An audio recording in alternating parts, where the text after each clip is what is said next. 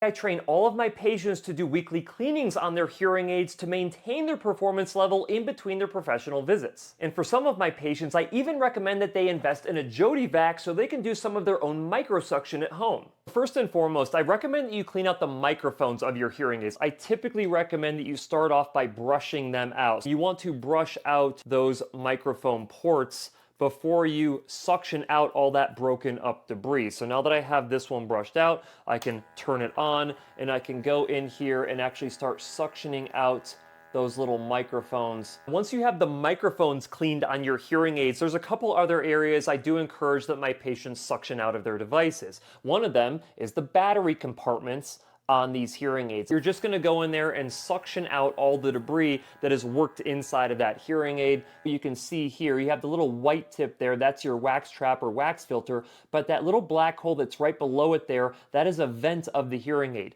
If that gets plugged up with earwax, it can make your own voice sound really boomy and loud to yourself, and it can give you insertion loss where you actually feel like you have earplugs in your ears even when you're wearing your hearing aids. So again, you want to go in with this microsuction tool and you're going to actually suction out the vent on here the best that you can. I showed you the wax trap on this hearing aid. Now, you can also use microsuction on these wax traps. Most people will actually take a wax filter and just go ahead and replace it anytime it gets dirty. So you guys have probably seen these little wax filters.